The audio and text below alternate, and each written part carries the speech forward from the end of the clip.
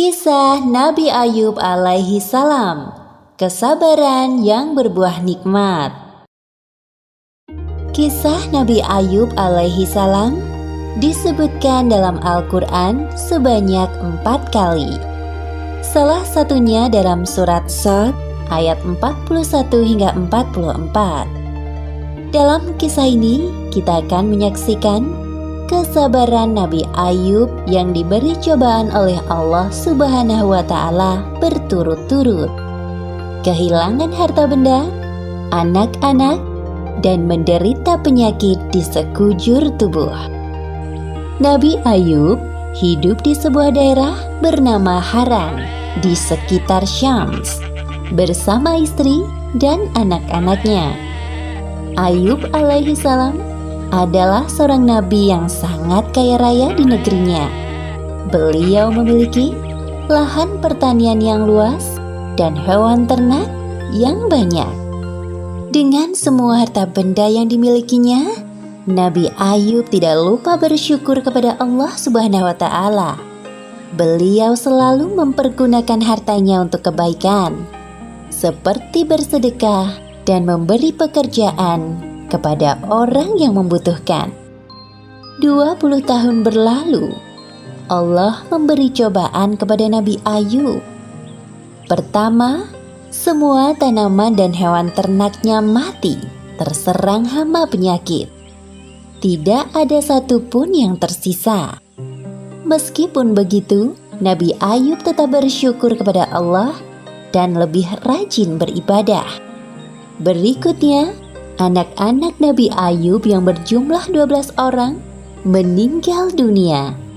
Nabi Ayub merasa sedih ditinggalkan anak-anaknya. Namun, beliau tetap bersyukur dan makin menambah keimanannya kepada Allah sembari menghibur istrinya. Sabarlah wahai istriku, janganlah kita berlarut-larut dalam kesedihan. Semua harta dan anak-anak yang kita miliki adalah pemberian dari Allah dan pada waktunya akan kembali padanya. Iya suamiku, terima kasih telah mengingatkanku. Pada suatu hari berikutnya, ketika bangun tidur, tiba-tiba seluruh tubuh Nabi Ayub dipenuhi luka yang tidak sedap dipandang mata. Meski begitu, beliau tetap bersyukur dan pasrah kepada Allah. Ya Allah, ya Robbi, jika ini adalah ujian darimu, aku ikhlas menerimanya dengan sepenuh hati.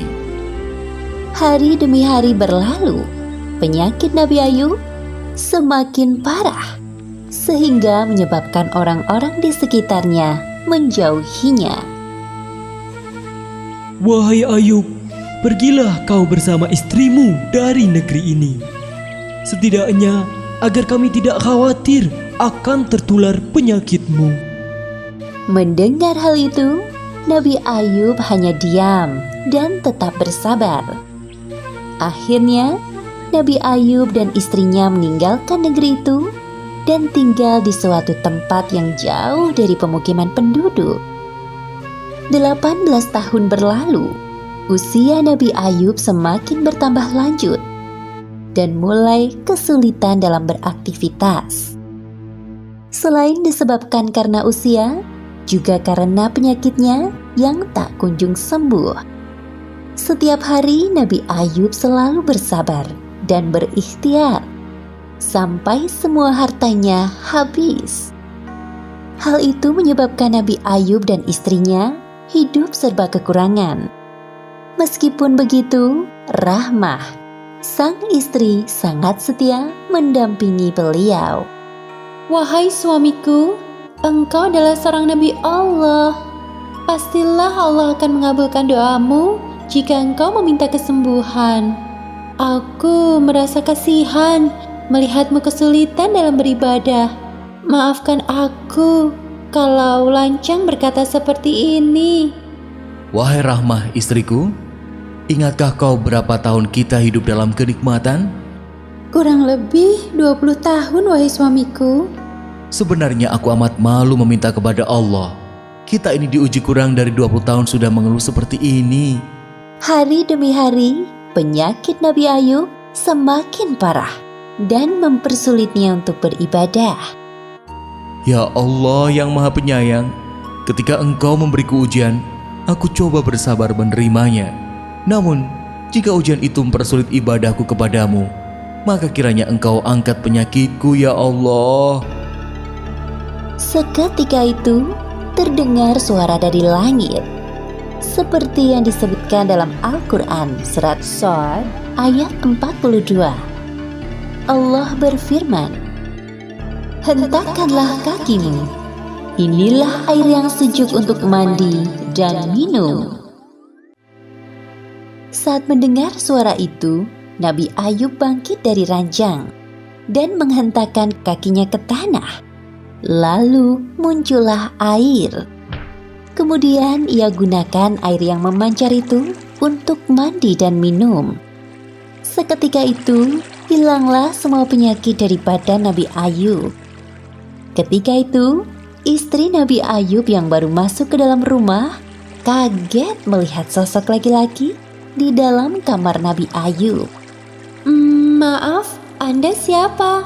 Apakah Anda melihat seorang laki-laki yang sudah lanjut usia terbaring di atas ranjang ini? Laki-laki itu berbalik badan dan berkata kepada Rahmah, Wahai istriku, tidakkah kau mengenaliku? Engkau Ayub? Benarkah engkau suamiku Ayub? Benar, wahai istriku, aku Ayub suamimu.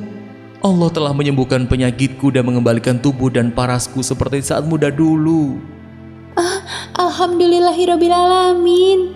Terima kasih ya Allah. keesokan harinya, berita tentang kesembuhan Nabi Ayub sampai ke telinga orang-orang. Mereka beramai-ramai mendatangi rumah Nabi Ayub dengan membawakan berbagai macam hadiah.